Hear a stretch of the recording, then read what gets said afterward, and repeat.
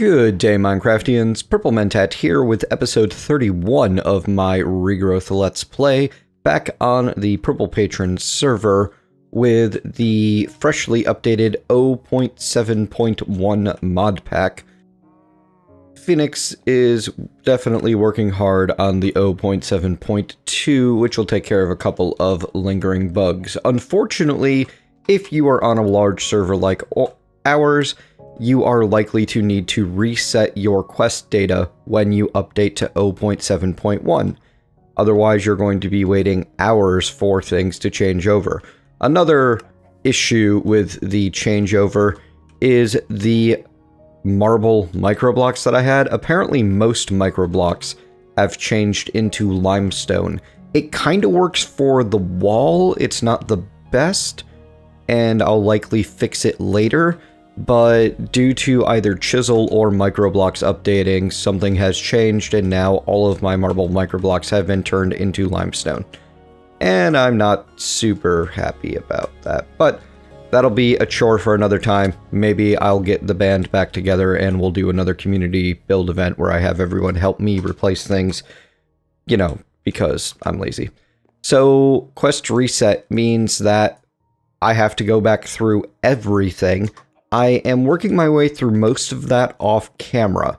What we're going to be doing for the first part of this episode is cutting in with the new stuff as I use the Questbook OP edition to work my way through easily, because if you type HQM-edit as a server operator or in single player with cheats enabled, it will give you the Questbook OP edition bound to yourself. If I wanted to edit, say, Saffrim's quest, I could type HQM-edit Saffrim. Oh, it only works for players that are online, so how about HQM-edit Xfar? And now I have a quest book that I could use to spy in on where Xfar is at, and make use of... Oh, you know what? I don't have cheat mode enabled, so I can't just delete the thing like that. And if I need to edit around their quests. Now, for the players on the Purple Patron server, unfortunately, we will not be recovering your quest data because there are about 60 of you who are actively playing, and Saffrim and I need to work on other things. Honestly, if we were to focus on that, it would mean half a week with no videos, as we pretty much spent 8 hours a day doing that for a couple of days, which is just not on the table. It ain't gonna happen. Sorry, folks. Okay, so I'm gonna get back to working my way through things. Oh, by the way, to make use of the edit book, you simply hold shift and click to complete them, just like it says down there. Any extra rewards that I'm getting from these quests? Ooh, we're already into some new stuff. I am tucking into a chest over here. Well, actually, you know what? That's probably not necessary. It's not like I don't have access to basically an infinite amount of these items anyway. So, yeah, I'll probably just filter them into the rest of everything. I'm not going to gain much out of it, is what I'm trying to say, except for maybe like the Gaia Spirit quest. But even then, I've shown I can easily beat him, and I have 8 Gaia Spirits left over. He drops 4 at a time. So yeah, I'm just not that worried about any of the extras. So let's cover the Soiled Plants quest. Simple farmland is all well and good for basic plants, but if you want to grow anything particularly worthwhile, investing some time to produce a better alternative could prove worthwhile. One method to create more fertile soil is composting organic material. To do this, you'll need to put the organics... Oh, blah, blah, blah. Sorry. Apparently words are hard this morning. I need more coffee. You're going to need somewhere to put the organics. So yeah, compost bin. This is actually also pretty cool. I remember showing this off earlier in the series when I knew this update was happening. Uses slabs and sticks, and I'm going to have to create one here because it's not going to be happy with me until I do. So, I wonder if I can make use of the wood with the planks. Will it allow this? It will! Ha ha ha! Nice. Sticks. I know I have a giant... Oh, they're in my inventory. I do have a giant pile of sticks. They're in your inventory. Good place for them. I know. Alright, and then the next step is once you've gotten yourself some compost from the compost bin, you mix it with dirt to create garden soil. So you can put pretty much any vanilla crop into the compost bin. I have been using my excess seeds to do so. The great thing that I'm really happy about, which I'm going to show you right here as I slowly work on moving things around. Can I move you with... No. That would be way too easy. But you can punch to break this because it's a wood item. Yeah. So we're going to put you here instead and define that as compost. And I need another hopper. The compost bin has been updated and fixed. It no longer screws up when you are attempting to pull items out the bottom of it with a hopper. It works pretty nice. By the way, the reason that my inventory system is a shambles is because these storage drawers seem to have been redefined as solid blocks, and I can no longer open chests that have storage drawers on top of them. So my really neat design that I was super happy about is now completely useless. Does not function at all. Sadness. Alright, so, you know, we'll just put that right there, and then we'll put the compost bin on top, and another hopper on top of that, and a chest on top of that. Someday. Like so. And now I should be able to put a bunch of, say, wheat into here. It will filter into the compost bin and stay there. It's not getting pulled out by this hopper and put into that drawer. And then, when it finishes composting, it should pull out the compost and stuff that into the drawer instead. So yeah, quest complete. It gives you 16 compost, so it gets you started with a little 4x4 plot to begin with, which is pretty nice in the very early game. And we're almost there. We currently have 17 compost in there. We should see it pop up and then immediately get pulled out. And now we have 18. Now we have... That's interesting. Apparently there is an order to these, and it doesn't actually auto-sort into the drawers. It simply goes in order, attempting to find a place where it can put things in. Which, that's fine. It works just great that way. That's not a problem at all. Next on the quest list, tagging off of soiled plants, you have specialty soil, which you may remember. It wants you to make infestation spores and your mycelium and such. So that's one that we've already done. I've shown the creation of those on camera.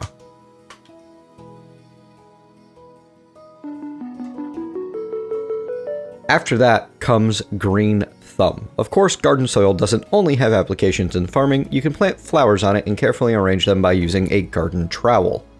The garden trowel, I don't remember if I have one of those made. If I do, it's probably in one of these chests. Let's double check before we go any further. Yep, there's a garden trowel right there, as well as a whole bunch of extra compost bins. So if we go over to some not tilled garden soil, we just need regular garden soil. Let me grab a bit of garden soil because I have plenty of it saved up in advance. If we were to... Oh, this is a crafting task. I have to craft that again. Okay, so one of our compost and a bit of iron, which you're going to have to come back to do this after this point in the quest chain, of course. And that gets you your garden trowel. And then you can, as it says, arrange flowers. So we're given another 16 compost, a rose bush, a peony, a lilac, and a sunflower. I'm just going to make a very quick and simple arrangement out of those. Where did I put that bit of garden soil? Wow. I thought I set it right down. Yep. I'm losing it. Losing? Lost. Lost it. So we're going to just create a quick arrangement of those. Let's put the peony in the middle and the... Actually, let's just... we got 4 or 5 flowers? I can't remember. hang on here. Alright, I know that this worked before. I've messed with it. Alright, it's letting me put the sunflower in the middle, but that's it. It's not actually letting me arrange the plants, which is weird. It's not supposed to work that way.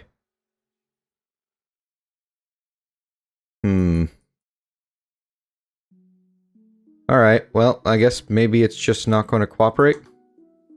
Oh, you know what? It only works with single block flowers, and all of these are 2 blocks tall. That's part of the problem here. It gives you a bunch of flowers that you can't actually arrange as your quest reward.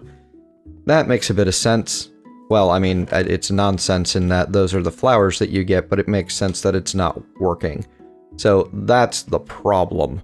Okay, if I wanted to arrange some flowers, I would need to find wherever I have my excess flowers and dyes. Do I have any actual flowers? No. No, I do not. Okay. So we're going to wander through and we're going to find some flowers from... There we go. So there's some buttercups, there's some poppies, there are the mystical flowers from Britannia, some dandelions. There we go. That will be enough to actually demonstrate the garden trowel.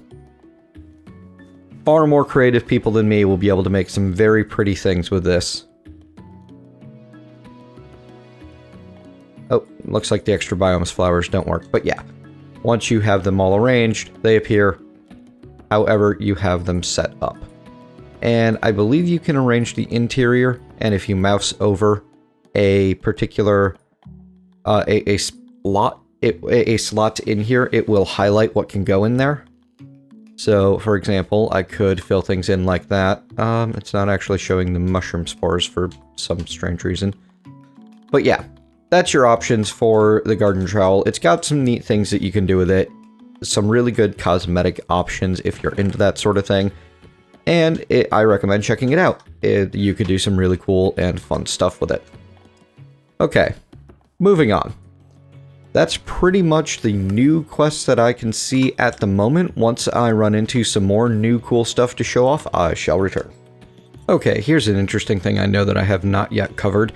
As you're going through refinishing quests, you're probably going to end up with some rewards and such that are just worthless. Not anything you need, or items that you have to craft again that you have no use of a second copy of, such as garden trowel here, the full guard pattern, the various bits of low-end tools, and there is a solution for that. In the quest book, inside of what the world embraces, you have buy baggage. If you've already completed Comes with Baggage, this is available to you. Some things just aren't worth keeping. A void bag will destroy any items put into it while having the advantage of being portable. I personally would probably not carry one of these around because I'd be too likely to open it up and start, well, maybe not. It might not be a terrible thing to have on hand, but I'd probably end up deleting things I wish I hadn't if I do keep it with me. So yeah, anything you put in here will just disappear from the world. Gone forever. And completing the quest gets you a void chest, which is your stationary trash can in this pack. You can set that down, open it up, and anything you put in will be deleted in time. It does not happen instantly, but it happens pretty darn quick. So be careful with the void items. Do not toss anything in there that you want to keep because it will be gone forever. I was making them specifically because I do not care for the extra bags. I already have a lime and a yellow bag that I have named for specific purposes, and if I attempt to use multiples, I'm just gonna get confused. It's really not what I need. Also, well, no, you know what? I'll hang on to the mycelium. I don't know that I'll be using it. I can't think of any reason I would at the moment, but who knows? Maybe it will be useful. Actually, do I already have some of it? No, I don't. But I'm going to keep the mycelium in my farming chest because if I ever need another pile of mushrooms, that will be the place to find it. Probably should have silk touched some of that up in the first place, but it's easy enough to make more mushroom seeds. Okay, so back to work. By the way, in what the world is made of, you're going to have to complete the various repeatable quests once just to unlock the rest. and even then you're not going to be able to finish most of these until you finish up other quests elsewhere. So remember that there is a whole chain and order to all of these. You're going to need to go through most of them, and it's going to take you some time, especially doing it manually. Alright folks, see you soon. Still working my way through completing quests and catching back up. I've reached a portion that I wanted to share that I am very, very happy I was careful to breed as many of the seeds that I did, and careful to save as many of the seeds that I bred. Not that I even have room in my inventory for all of these, but that's okay. As you can see, there is now a quest in the Life of the World, not only for a ton of the various spawn eggs, but also for most of the seeds that are available. So I've finished sweet corn, cotton, snowbell, artichoke, barley, melon, pumpkin, cactus, poppy, dandelion, daisy, blue orchid, white tulip. Do I have orange tulip? Yeah, I've got orange tulip in there. Let's grab the rest of the flowers. Pink, orange, tulip, and poppy seeds. Ooh, allium. We don't seem to have allium. There we go. Now we do. And then pink tulip, red tulip, and then the various mystical flower seeds as well. I just wanted to get all of these out of the way and show you that all you need to do, grab them out of your chest. I certainly hope you've been saving these seeds because they remain useful later on. You never know when you're going to need a certain kind of plant. Even if I'm not a giant fan of barley, I still have my barley seeds just in case. And then when you hand them in, you will get some of the results of that seed. So like you get melon slices from melon, you get barley flour from the barley, cotton from the cotton, water artichoke globes from the water artichokes, and etc, etc, etc. And then for the mystical flowers, again, you're going to need to grab your mystic flower seeds. If you have actually bred all of them the way it is suggested to have done by now, then you should have no trouble fulfilling all of the quests. It tells me I don't have mystical pink flower seeds. That's probably accurate. Yeah, I've never created those. I will have to go and get on those. To make the mystical pink flower seeds, you're going to need... Oh, no, buttons, wrong. You're going to need to breed your purples with your whites to get your pink, which seems like an odd combination, but sure, why not? So let's go ahead and get that done as long as we're at it, and do a quick refresher on how to breed in case you are going to need that, considering there are so many more quests for the various magical crops foods, and you're going to want to be getting your hands on some wolfsbane eventually anyway. I'm not going to cover those on screen, I'm just going to show you this one last time. So, to breed, you're going to need to make sure that you have your crops planted on the proper soil, which you can see by hitting R on the seed in question. These need garden soil. I have tilled garden soil down right here, so let's make sure we get rid of that. And set down... oh! Apparently you pick up regular garden soil, it doesn't go back to untilled. At least when you punch it. That's interesting. Huh. I wonder if there's a way to, like, can I dig it up with the shovel? Will that fix things? Nope, still coming up tilled. But if you set... no, it's still tilled, even when you set it down outside of hydration range. Alright, folks, so, don't... Huh. Can I put it in a crafting interface? Nope. Is there any use for it at all? Nope. Well then, there you have it. Be careful when you till your garden soil. It seems to be a one-way trip. But that's okay. We'll set down some regular garden soil in here, because I want the bonus from the sprinkler to apply. And we will get our farming bag out, because we're going to need both more crops and some bone meal to make this go the fastest that it can. All you need to do is make sure that you place your purple and your white seeds, since we're after the pink, on opposite corners and fill in the space between with your cross crops. Then, once the flower is full grown on both sides, when it crossbreeds, it will crossbreed based on a growth tick. Bone mealing it does not speed it up. You're just going to waste your bone meal on your crops, so don't bother. All you can do is walk away and wait. Oh, looks like someone had an unhappy encounter with a direwolf. By the way, speaking of direwolves, I've seen a lot of complaints about the direwolves on the forum threads so far. They are nasty, but they are getting a bit of a nerf. They're being taken down from 10 damage, which is 5 full hearts, to 6, so only 3 full hearts, which makes them a lot easier to deal with when you're in the early game.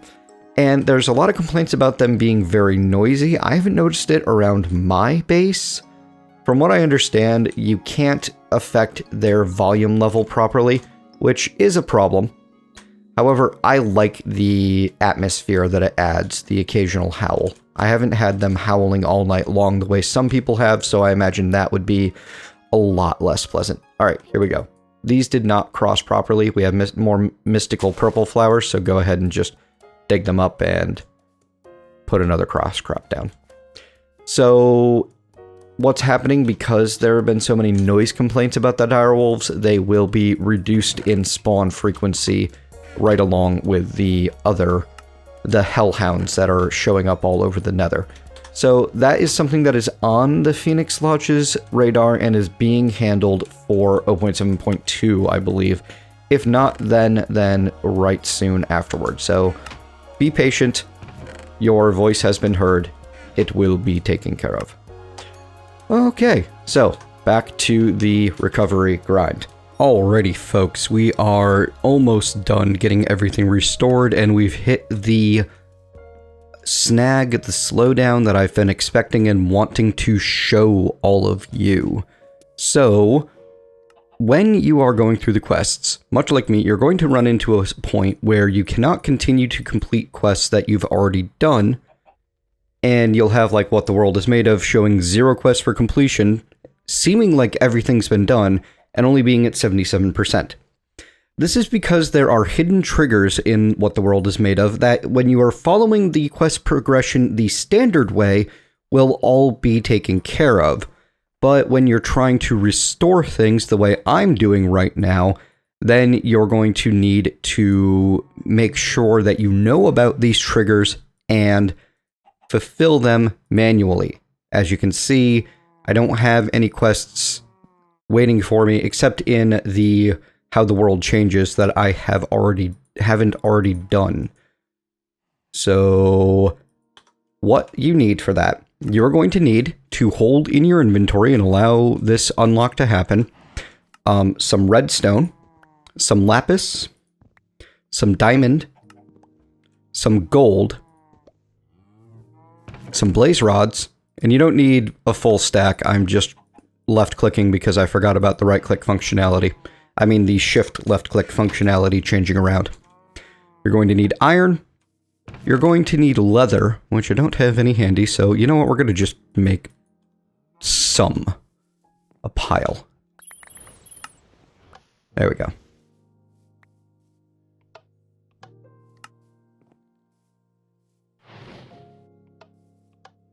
You know what? I don't want it using up my coal blocks for this. Not when I know how much mana that I need and how there's very little of it. The last thing that you're going to need is any of the Thaumcraft shards. You can make those using Essence of Shards, which you should have created by this point in the quest line. I'm going to make myself a pile of the Order shards. That'll do as a start. And now if I go back to my quest book, now that I'm holding all of those in my hand, I will see that What the World is Made Of has been increased to 97% complete. That should have taken care of more than that. And there are now 32 quests available for completion. It should have unlocked more in The Way the World Works, giving me access to more of the Britannia quest line. What the World Teaches is still locked by Witchery. It did unlock the Big Daddy quest and the Better Kinetics quest in What the World Enables. What the World Embraces is all stuff that I have not done. In What the World is built from, these were all unlocked without the need for those, so you can continue making more seeds, but you're going to need to make sure that you have these items in your inventory to unlock some of the more tech progression type stuff.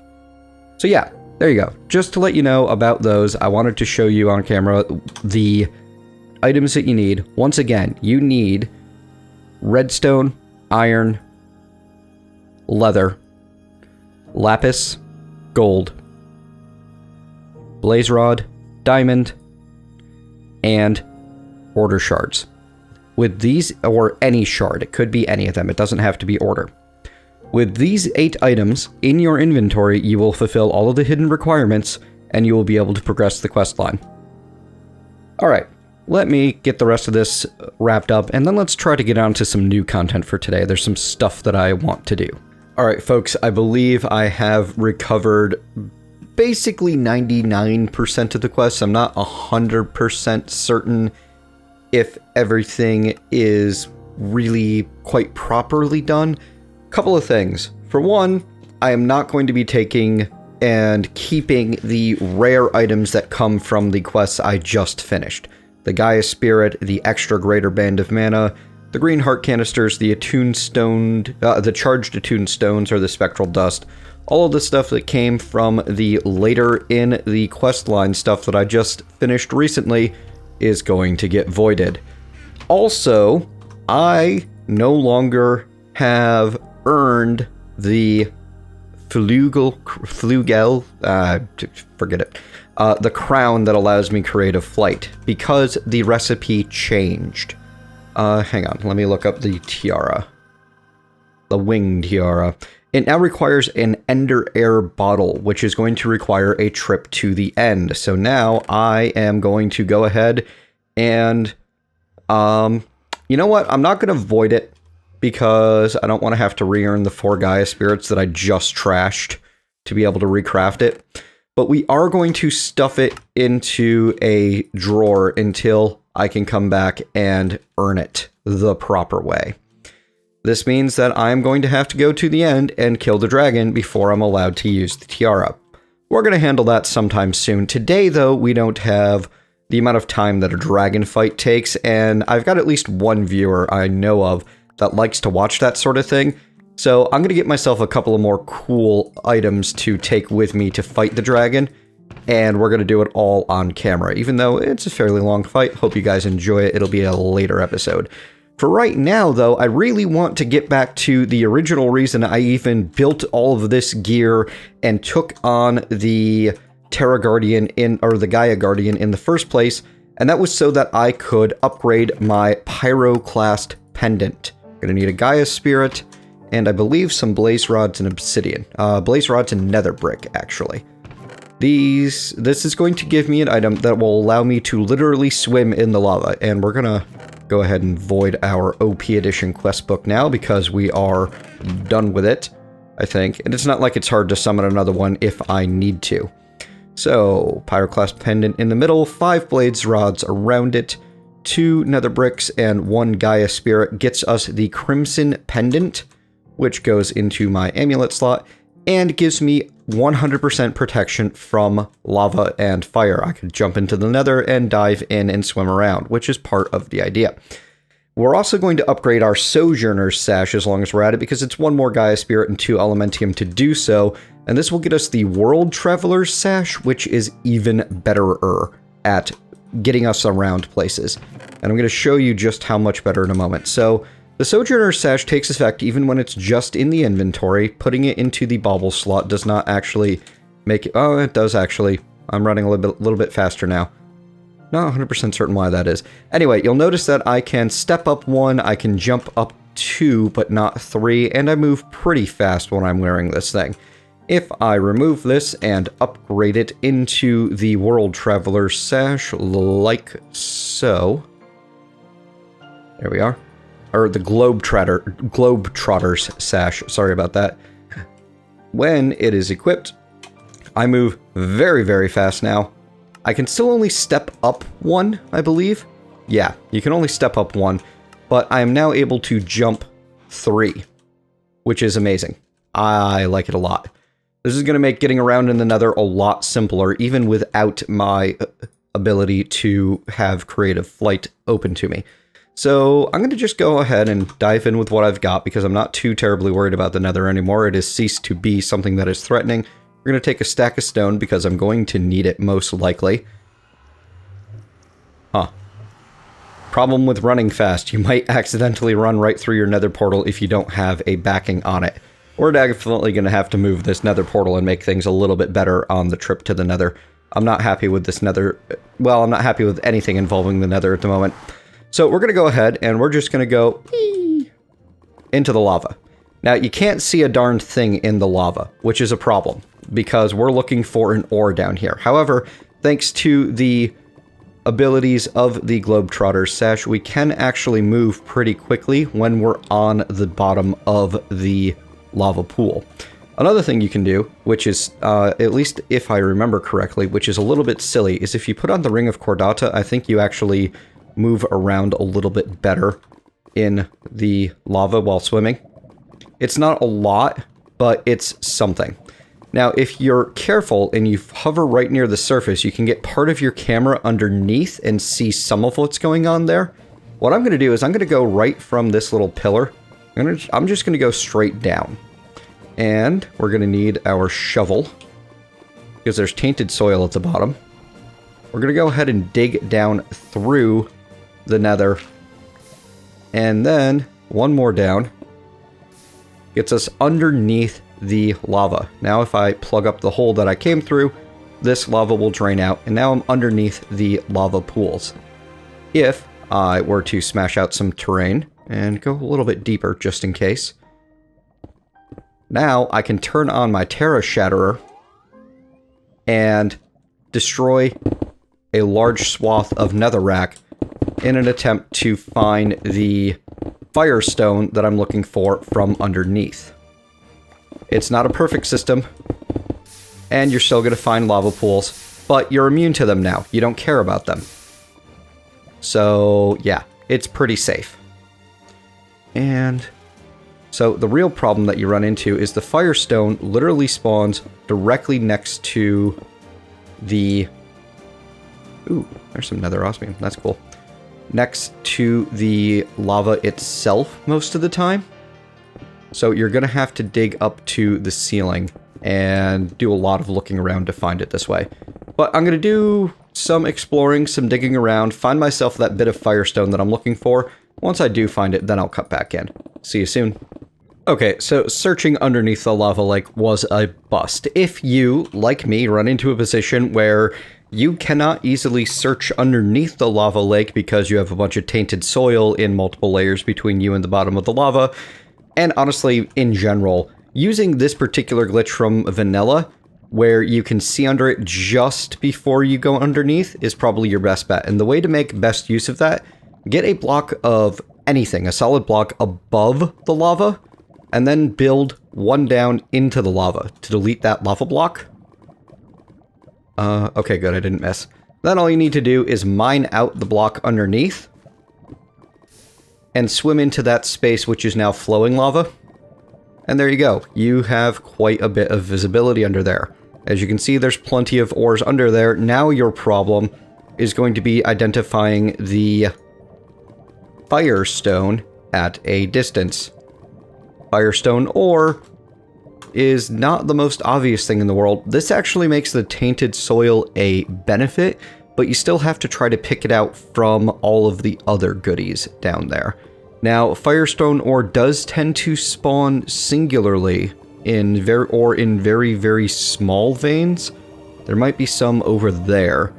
So you're going to be looking around for a while if you want one of these things. And honestly, I'm starting to wonder if this is really a good use of my time at all.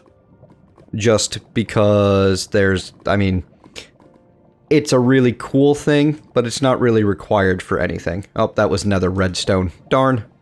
So if you find yourself stuck down here, you can go ahead and build the same thing at the bottom. Isn't that cool? I love this. Alright, so yeah. I'm not seeing an... Ooh! Firestone ore! Awesome. Now the trick is being able to safely harvest it, but that is actually pretty easy. Once you've got the Firestone ore pinned out, you've got a couple of options. The simplest is probably just to build a box around it that goes 3 high. And I'm sure you guys can barely see anything thanks to the magic of YouTube darkening videos further. Don't worry, I'm operating almost entirely on Wayla and memory myself. And then we're going to need to go one more layer this direction. Now we dig out the middle and fill in. There we are. Now we've got our Firestone ore. Fantastic. Now, oh, I'm still in cheat mode for some reason. Let me fix that real quick. There we are. Now, Firestone ore needs to be processed. You're going to need to build yourself a rock crusher to get the raw Firestone. And it's not exactly very safe. That, my friends, is going to be a project for next episode. One other thing of note about the Firestone. You may notice that things are randomly lighting on fire around me. The only reason I am not currently taking damage is because of the Crimson Pendant. If I were to put the Crimson Pendant away in my tool bag... Oh. Ah, nothing happened. Anyway, the Firestone will continue to randomly light things on fire around you. It's just what it does. To make that safer for you, you're going to want to tuck it away into one of your bags, because when you wander out into your base that likely has a bunch of flammable objects in it, you don't want random fires to be starting around you. We are going to try to get the raw Firestone, and then we're going to get it cut into the proper shape and make use of it to more easily create a boiler. That's the whole point of this. The raw Firestone is really great for that initial heat up phase of the boiler. Plus, it's just really cool, and I've never done one before, so I'm pretty happy about this. Oh, look at all the ghasts. Hello, ghast. I'm going to kill you with the magic of my Gaia Blade. Alright, folks. Hope you have enjoyed this episode. If so, please leave me a thumbs up. Tell me what you liked about it. If not, leave me a thumbs down. Tell me what I can do better, besides not swim around in lava for half the episode. And either way, you will be interacting to guarantee I continue showing up in your subscriber feed. And I'll see you next time.